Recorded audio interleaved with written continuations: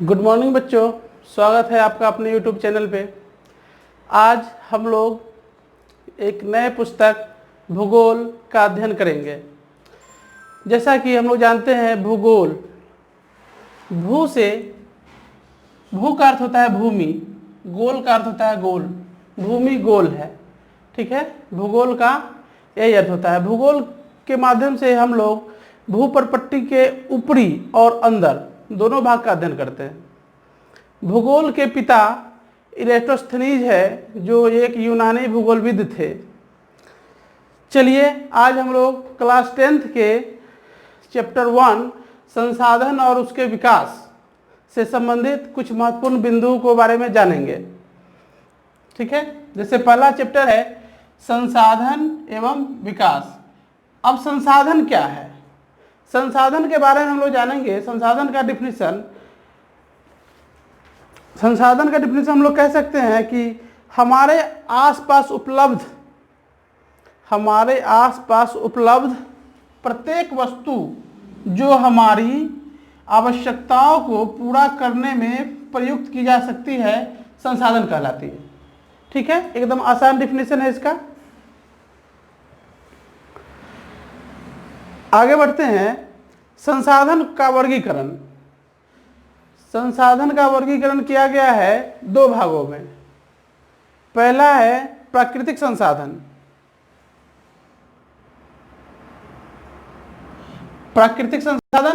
और दूसरा है मानवीय संसाधन। ठीक है, प्राकृतिक संसाधन के अंतर्गत दो प्रकार के संसाधन आते हैं, नवीकरणीय योग्य और अनवीकरण योग्य। अब हम लोग जानेंगे नवीकरण योग्य संसाधन के बारे में। नवीकरण योग्य संसाधन वे संसाधन कहलाते हैं जिन्हें विभिन्न भौतिक या रासायनिक या यांत्रिक अभिक्रियाओं के द्वारा पुनः उपयोगी बनाया जा सकता हो। ठीक है, कह सकते हैं हम कि जो संसाधन पुनः उपयोग हेतु बनाया जा सकता है उसे हम नवीकरण योग्य संसाधन कहते हैं। अब आते हैं अनवीकरण योग्य संसाधन। अनवीकरण योग्य संसाधन कौन सा संसाधन हुआ? अनवीकरण योग्य संसाधन वे संसाधन हुए जिनका उपयोग एक बार करने के बाद वो नष्ट हो जाते हैं, उनका पुनः उपयोग नहीं किया जा सकता है। ठीक है, अनवीकरण योग्य संसाधन वे संसाधन हुए जिनका उपयोग अगर एक बार हम कर लिए तो नष्ट हो जाएगा, फिर दोबारा उसका पुनः उपयोग नहीं किया जा सकता है। ठीक है, चलिए आगे बढ़ते हैं।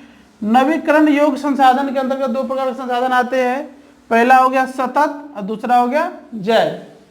सतत से तात्पर्य है जो हमें निरंतर निर्बाध रूप से प्राप्त होता रहे, जैसे कि सूर्य की रोशनी है, वायु है, जल है, जो हमें निरंतर प्राप्त होते रहता है, उसे हम लोग सतत संसाधन कहते हैं। उसके बाद आते हैं जैव संसाधन पे। जैव संसाधन दो प्रकार के होते हैं, प्राकृतिक वनस्पति और वन्य जीव। ठीक है, जैसा कि नाम से प्रतीत हो रहा है वनस्पति, वनस्पति से तात्पर्य होता है वन में पाए जाने वाले वनस्पति, पेड़ पौधे, वे सब इसके अंतर्गत आएंगे। वन्य जीव मतलब वन में पाए जाने वाले जीव, जानवर। ठीक है, वन्य जीव संसाधन। अब देखिए, अनवीकरण योग्य संसाधन के अंतर्गत दो संसाधन आते हैं। एक होता है पुनः चक्रीय और दूसरा होता है अचक्रीय। अनवीकरण अभी इससे पहले हम लोग जाने थे अनवीकरण योग्य संसाधन के बारे में कि एक बार उपयोग करने के बाद वो नष्ट हो जाते हैं, लेकिन कुछ है जिनका उपयोग दोबारा किया जा सकता है, जैसे कि धातु, मेटल का उपयोग दोबारा या बार बार किया जा सकता है। उसको गलाकर पिघलाकर विभिन्न आकारों में ढाल करके उपयोग किया जा सकता है। लेकिन फिर उसमें भी है कि अचक्रीय, कुछ अचक्रीय है कि एक बार उपयोग किए नष्ट हो गया, जैसे कोयला है। कोयला एक ऐसा संसाधन है जिसका उपयोग हम एक बार करते हैं तो नष्ट हो जाता है, उसके बाद कुछ नहीं बचता है। ठीक है, तो वैसे आ जाएंगे जीवाश्म ईंधन वगैरह अचक्रीय संसाधन में। ठीक है, अब देखते हैं मानवीय संसाधन के बारे में। मानवीय संसाधन में के अंतर्गत दो संसाधन आते हैं, संरचनाएं एवं संस्थाएं। संरचना से तात्पर्य है मनुष्य द्वारा निर्मित किया गया संरचना। अगला है मात्रा एवं गुणवत्ता। अब देखिए कितनी मात्रा में निर्माण किया गया है, उसकी क्या गुणवत्ता है, ये सब जो है मानवीय संसाधन के अंतर्गत आते हैं। ठीक है, अब हम लोग इससे आगे बढ़ते हैं। ये तो हो गया संसाधन का दो वर्गीकरण किया गया था, प्राकृतिक संसाधन और मानवीय संसाधन। इससे आगे बढ़ते हैं जिसमें हमें पता चलेगा विभिन्न बातों के बारे में। जैसे अब देखिए, संसाधनों के प्रकार, उत्पत्ति के आधार पर, उत्पत्ति के आधार पर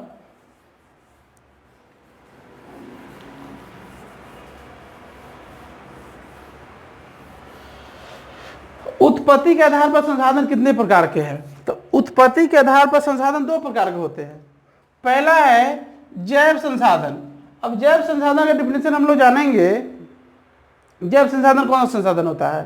तो हम कह सकते हैं जीव मंडल में प्राप्त संसाधन, जीव मंडल से जो संसाधन प्राप्त होते हैं उसे हम जैव संसाधन कह सकते हैं।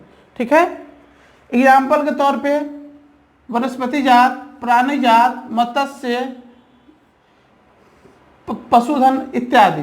मनुष्य भी जैव संसाधन के अंतर्गत ही आते हैं। ठीक है, वनस्पति जात से मतलब है वनस्पति के श्रेणी में आने वाले जितने भी पेड़ पौधे हैं सभी। ठीक है, प्राणी जात मतलब जो भी जीवित प्राणी है, मनुष्य हो गया, जानवर हो गया, सभी। मत्स्य जीवन हम लोग तो जानते हैं मत्स्य के बारे में, मत्स्य मछली को कहते हैं। ठीक है, और हो गया पशुधन। पशुधन से तात्पर्य है पशु, जो दुधारू पशु भी आते हैं इस श्रेणी में, और जो पशु माल ढुलाई के उपयोग में भी लाए जाते हैं, जैसे घोड़ा हो गया, बैल हो गया, खच्चर हो गया, वे सब इस श्रेणी में आएंगे, पशुधन की श्रेणी में। अब आगे बढ़ते हैं, अजैव संसाधन। जैसा कि हम लोग जाने हैं जैव जीवित से जो प्राप्त होता है, जीवित जीव जंतु से प्राप्त होता है, उसे हम जैव संसाधन कहते हैं। अजैव संसाधन से तात्पर्य हो गया निर्जीव, निर्जीव वस्तुओं द्वारा निर्मित संसाधन। ठीक है, या कह सकते हैं वे सारे संसाधन जो निर्जीव वस्तुओं से बने हैं अजैव संसाधन कहलाते हैं। उदाहरण है चट्टानें और धातुएं। देखिए बच्चों, अगर क्वेश्चन पूछे कि दो निर्जीव संसाधनों के उदाहरण बताएं या दो अजैव संसाधनों के उदाहरण बताएं, तो हम लोग कह सकते हैं चट्टान, कोयला, पेट्रोल, मतलब जो भी संसाधन है लेकिन निर्जीव है। आसानी से हम लोग इसका जवाब दे सकते हैं चट्टानें और धातुएं। ठीक है, अब आते हैं नेक्स्ट पर समाप्यता के आधार पर।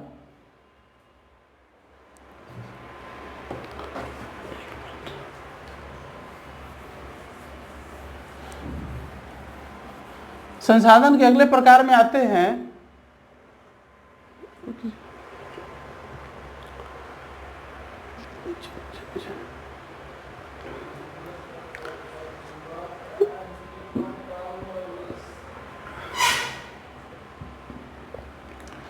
समाप्यता के आधार पर। अब देखिए समाप्यता क्या है? समाप्यता मतलब होता है समाप्त होने वाले। ठीक है, समाप्त होने वाला। समाप्यता के आधार पर संसाधन का वर्गीकरण दो भागों में किया गया है, नवीकरण योग्य संसाधन और अनवीकरण योग्य संसाधन। ठीक है, जैसा कि डिफिनेशन मैंने पहले ही दे दिया था नवीकरण योग्य संसाधन के बारे में, वैसे संसाधन जिसका पुनः उपयोग किया जा सके नवीकरण योग्य संसाधन कहलाते हैं। और अनवीकरण योग्य संसाधन के बारे में कि वैसे संसाधन जिनका उपयोग एक बार करने के बाद वो नष्ट हो जाता है, पुनः उपयोग नहीं किया जा सकता है, अनवीकरण योग्य संसाधन कहलाता है। ठीक है, अगर हमसे पूछा जाए कि नवीकरण योग्य संसाधन का दो उदाहरण बताए, तो हम लोग कह सकते हैं पवन। पवन जो है नवीकरण योग्य संसाधन है।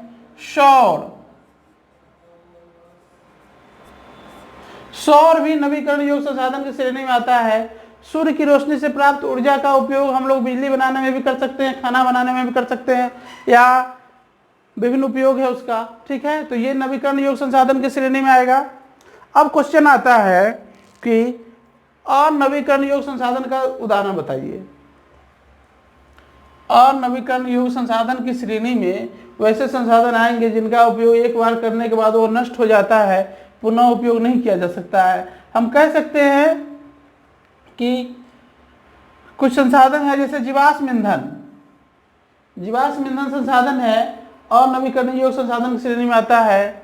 धातु, धातु भी अनवीकरण योग्य संसाधन की श्रेणी में है, लेकिन इसका उपयोग पुनः किया जा सकता है, इसलिए इसको दूसरे श्रेणी में बांटा गया है जिसे कहते हैं पुनः चक्रीय। ठीक है, समझ रहे हैं आप लोग। अब बढ़ते हैं, अगर क्वेश्चन पूछा जाए वैसे संसाधन बताए जो अनवीकरण है लेकिन उनका पुनः उपयोग किया जा सकता है, तो हम लोग आसानी से जवाब दे सकते हैं धातु। मेटल में जितने भी संसाधन आते हैं उन सब का पुनः उपयोग किया जा सकता है। ठीक है, अब आगे बढ़ते हैं। अब देखते हैं अचक्रीय संसाधन। अनवीकरण योग्य संसाधन की श्रेणी में एक संसाधन आता है जिसे हम अचक्रीय संसाधन कहते हैं, जैसे कि जीवाश्म ईंधन हो गया। जीवाश्म ईंधन से तात्पर्य है जीवों के अपशिष्टों से प्राप्त ईंधन। कोई जानवर मर जाता है या जंगल दब जाता है मिट्टी के अंदर तो कोयला बन जाता है, पेट्रोलियम बन जाता है, वे सब जीवाश्म ईंधन की श्रेणी में आते हैं। ठीक है, आगे बढ़ते हैं। स्वामित्व के आधार पर, स्वामित्व के आधार पर संसाधनों का वर्गीकरण विभिन्न भागों में किया गया है। ठीक है, पहला है व्यक्तिगत संसाधन। व्यक्तिगत संसाधन जैसा कि नाम से ही स्पष्ट हो रहा है, किसी खास व्यक्ति का, जिस पर किसी खास व्यक्ति का स्वामित्व हो उसे हम व्यक्तिगत संसाधन कहते हैं। ठीक है, एग्जाम्पल के तौर पे हम कह सकते हैं मेरी गाड़ी, मेरा मोटरसाइकिल, मेरा मोबाइल, मेरा घर इत्यादि। चलिए आगे बढ़ते हैं।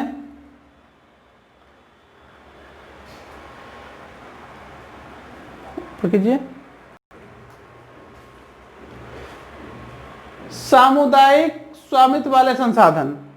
अब बताइए, ये एक शब्द है सामुदायिक।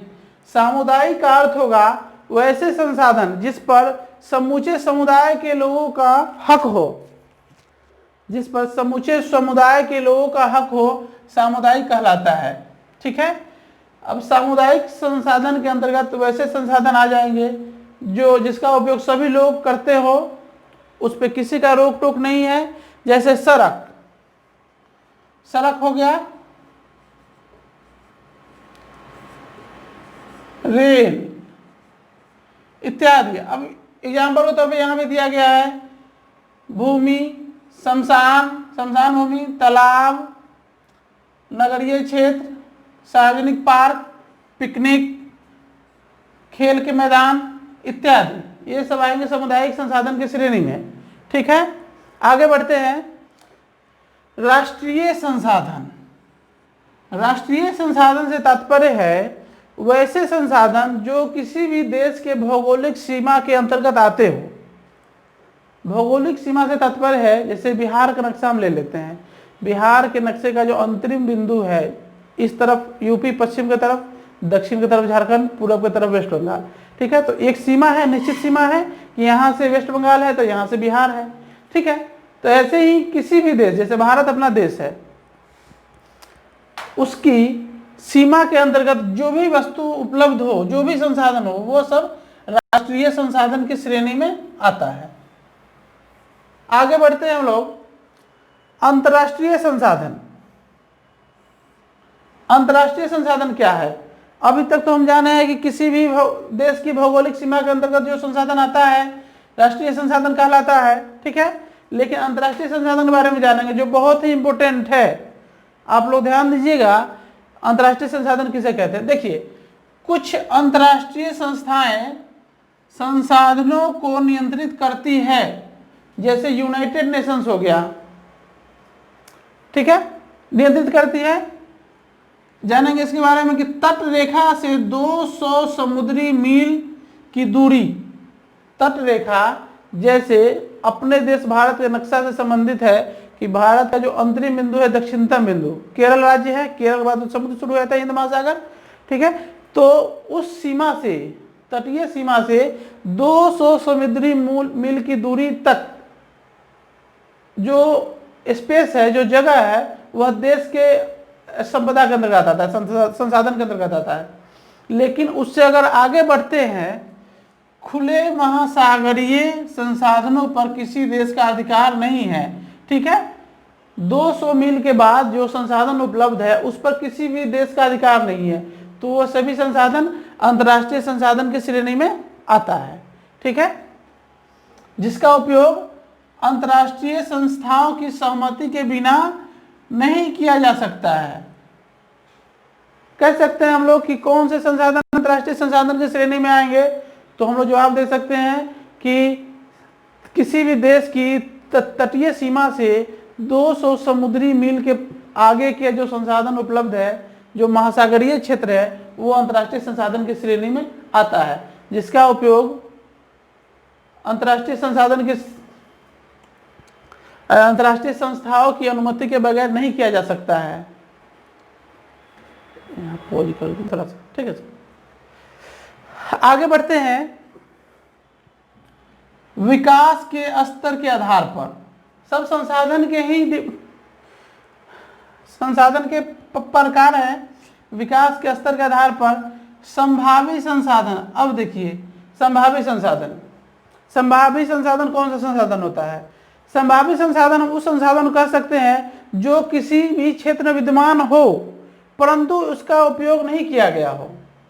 ठीक है, जैसा कि हम लोग जानते हैं कि संसाधन विद्यमान हो लेकिन उसका उपयोग नहीं किया गया हो, सभी जो संसाधन है संभावी संसाधन के श्रेणी में आते हैं। जैसे अपने देश भारत के पश्चिमतम भाग में 2 स्टेट स्थित हैं, गुजरात और राजस्थान, जहाँ पे सूर्य की बहुत ज़्यादा रोशनी पड़ती है 12 महीने लगभग, ठंडे के दिनों को छोड़कर। ठीक है, तो वहाँ पे सोलर पैनल का स्थापना करके बृहद पैमाने पर बिजली तैयार की जा सकती है, लेकिन अभी इसका समुचित उपयोग नहीं हो पा रहा है। तो वे संसाधन जो है संभाव्य संसाधन की श्रेणी में आते हैं। ठीक है, आगे बढ़ते हैं हम लोग।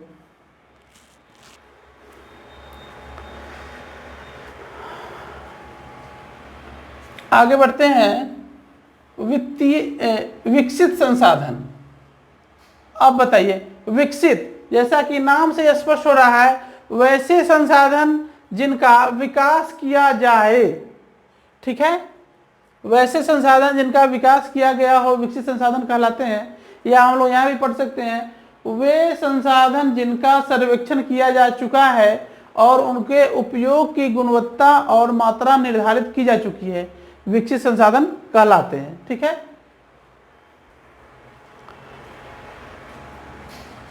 संसाधनों का विकास प्रौद्योगिकी और उनकी संभावना के स्तर पर निर्भर करता है।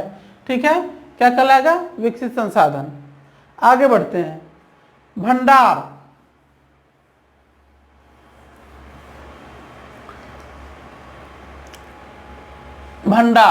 भंडार का अर्थ होता है उपलब्धता। ठीक है, इसका डिफिनेशन हम कह सकते हैं पर्यावरण में उपलब्ध वे पदार्थ जो मानव की आवश्यकताओं की पूर्ति कर सकते हैं परंतु उपर्युक्त प्रौद्योगिकी के अभाव में उसकी पहुंच से बाहर है, भंडार में शामिल है। ठीक है, उपलब्ध है लेकिन उसका उपयोग हम लोग नहीं कर पा रहे हैं, भंडार में शामिल है। जैसे कि उदाहरण दिया गया यहाँ पर जल का, पानी जो है वो हाइड्रोजन और ऑक्सीजन का मिश्रण है, उसका अणुसूत्र होता है H2O। ठीक है, H से हाइड्रोजन और O से ऑक्सीजन। हाइड्रोजन भी ज्वलनशील है और ऑक्सीजन भी ज्वलनशील है, इसका उपयोग ऊर्जा के रूप में किया जा सकता है, लेकिन अभी हमारे पास वैसा तकनीक उपलब्ध नहीं है कि हम इसका उपयोग ऊर्जा के रूप में कर सके। ठीक है, तो ये जो संसाधन है ये भंडार की श्रेणी में आती है। ठीक है, आगे बढ़ते हैं।